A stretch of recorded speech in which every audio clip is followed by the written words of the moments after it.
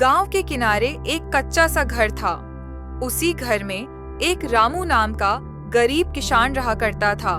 उसकी पत्नी सीता और 8 साल का बेटा मोहन ही उसकी दुनिया थे। उसके पास बस 2 बीघा खेत और एक बैल था। रामू हर सुबह फटे हुए कपड़े पहनकर कंधे पर हल लेकर खेत की ओर चल देता। लेकिन उस साल किस्मत रामू पर मेहरबान नहीं थी। बारिश समय पर नहीं हुई, खेत सूखने लगे। बीज डालने के लिए उसके पास पैसे नहीं बचे थे।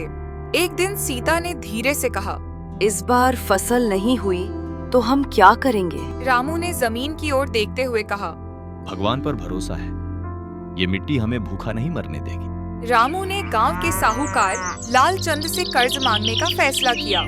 जब रामू लालचंद के पास गया तो लालचंद ने मुस्कुराते हुए कहा, पैसे तो दे दूंगा, लेकिन फसल मेरी शर्तों पर बिकेगी। रामू के पास कोई और रास्ता नहीं था। उसने लालचंद से कर्ज ले लिया। दिन रात मेहनत शुरू हो गई। धूप में जलता, बारिश में भीगता, फिर भी रामू खेत में डटा रहा। कई महीनों बाद आखिरकार बादल बरसे। खेतों में हरियाली लौट आई। मोहन खुशी से बोला, बाबा देखो खेत हंस रहा है। रामू की आंखों में आंसू आ गए।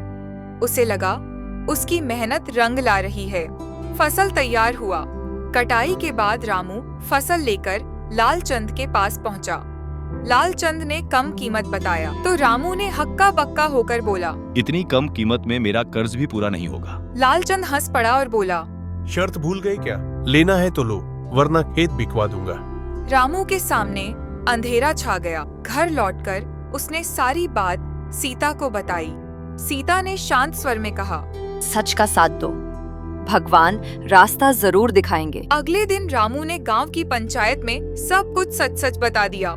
पंचायत ने फैसला सुनाया, फसल सही दाम पर बिकेगी और लालचंद को जुर्माना देना होगा। रामू का कर्ज उतर गया, कुछ पैसे बच भी गए।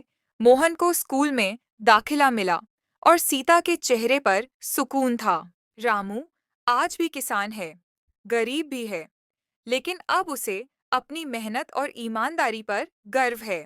शिक्षा, मेहनत, सब्र और ईमानदारी कभी खाली नहीं जाती। मिट्टी उन लोगों को जरूर इनाम देती है जो उसे दिल से सींचते हैं।